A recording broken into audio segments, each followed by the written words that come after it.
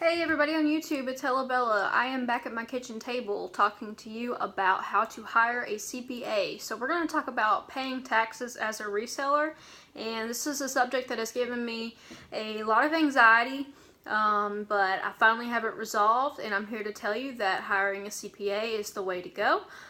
It'll clear up a lot of your confusion. You can ask the right questions, and you won't have to worry about whether or not you're doing the right thing throughout the year, and they'll just also be able to help you during tax time. So hiring a CPA for me was a big step. It means like legitimizing my business, where I have really been on a small scale, but this year it kind of stepped up really big, and it became something that had to be done. So I want to have everything legitimate. And so here's what I did.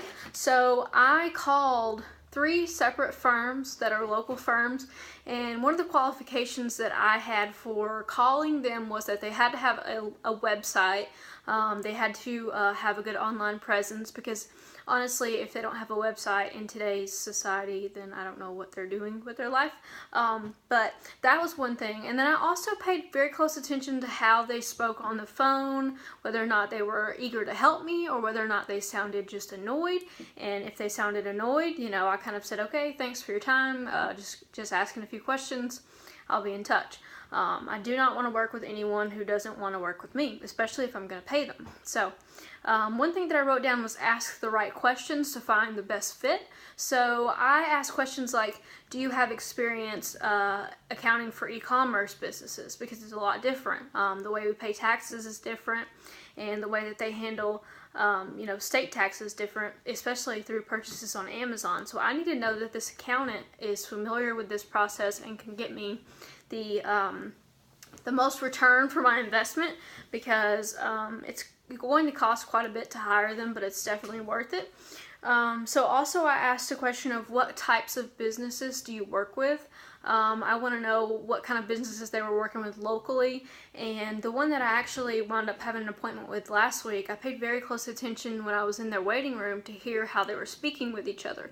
And you could hear from the waiting room that they were talking very much like accountants talk, which is a really good sign. Like, they were talking about deductions and talking about, we need to look into this, we need to look into that, and I could hear them referencing things that I kind of understood, but it was a good sign. If you went into the office and they were very unprofessional, I would have the meeting, but I would not want them to be my accountant, and it would just be a sign that they are unorganized, which is the worst thing that you could probably be as an accountant.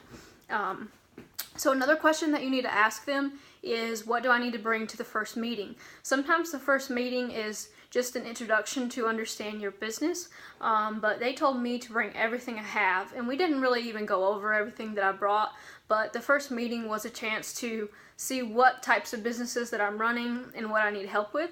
And so your first meeting usually doesn't cost anything. It's really like a consultation. They typically don't charge anything because they want to get you as a client. So you could make 2 or 3 meetings around town and kind of get familiar with some different firms, and then when it comes time for tax time, you will have those under your belt. So I'm planning on going with the firm that I met with last week, but I still have a meeting with another firm, and I want to check them out, because I want to get a few different opinions. It's just like if you go to the doctor, you want to get a few opinions before you make a gung-ho decision about what you're going to do. So I would research and get on the phone with at least 3 firms and make sure that they have a website and they have some kind of clear communication channel, because if you can't get in touch with them when you have a business question, well, what's the point in hiring them? And that brings me to another point of ask them about their billing structure, because a lot of accountants just bill by hour, but some of them are pretty open to asking questions throughout the year. And this firm told me that they don't charge if you just call and ask a short question, and that was part of their services that they offered, and that was not a problem for them. I think I have pretty much covered all of what I've done, but I don't think that I don't think it's a really big step to hire an accountant, but it was for me because I was so nervous and I didn't know what to ask and I didn't want to look like an idiot, and I didn't really know if I was doing things right in terms of keeping up with all my receipts. But I have kept all my receipts for reselling, and I have printed invoices every time I ordered something like printer ink or labels or something that had to do with Amazon. So actually what she wound up telling me, and this is the first meeting that I've had, so the other one might tell me something different, and that's why I'm going to it.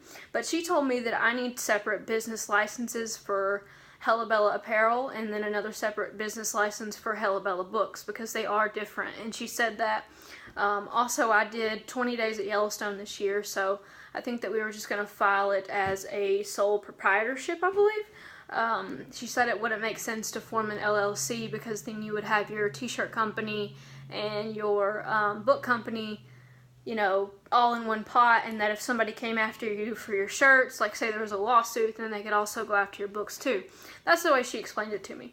But I'm on a very small scale right now, so I'm thinking that the best case scenario this year is that I won't have to pay very much taxes at all, because when you look at the fees and you look at everything that I paid in and how much I've spent traveling and finding inventory, then almost no profit whatsoever, which is good. I mean, for this year, I mean, I've been growing and I've been learning, so I don't really know if it's going to be worth it for me to keep pursuing this, but it's definitely been a learning experience these past couple of months, and even this whole entire year, 2017, kicking off in January. I think I sold like over $5,000 on Amazon, and that was like my best month, but that was because I was so excited about it. So I think that's pretty much all that I have written down. I have notes whenever I get on the phone with them. I called 3 different ones, and you know, I wrote the name of the firm down, and then I wrote down, I ask everyone the same question, that way you kind of get the same sort of response. But I would say,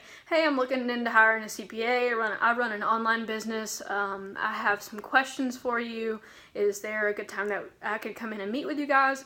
And one of the firms just said, I'll pass the information along. And I'm like, well, okay, I guess that you don't want me as a client. So it's like, you know, it's no harm, no foul, but that's one of the responses I got. The next firm, they were really nice on the phone, and they made me an appointment in October. And then the third firm, also really nice on the phone, and I got an appointment with them last week, so I went in. That's the one that I actually spoke to, and they were super professional, so I think that that's probably who I'm going to be going with. But it never hurts to get a second opinion, especially when it's free. So, you know, CPAs giving out free business advice is not something that you should underutilize. So one thing that I do have to look into in terms of legitimizing my business is getting my business licenses for each one.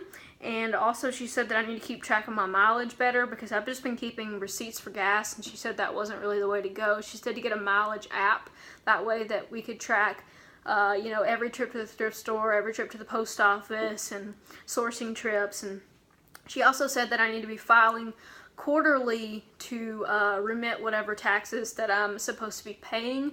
So I haven't filed quarterly all year, so we're just going to pay that at the end of the year. But she thinks that she said that I'll be fine. So, but yeah, do not wait to get this taken care of, because if you do, it will seriously pile on and give you like so much anxiety.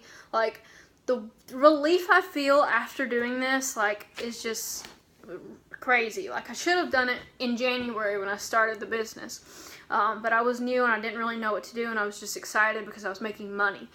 So this is my 2 cents on how to hire a CPA and sort of how to navigate the water of paying taxes as a reseller. You do want to set aside money for anything that you might have to be paying, because just because you do think you have a lot of deductions doesn't mean you'll get to get all of them.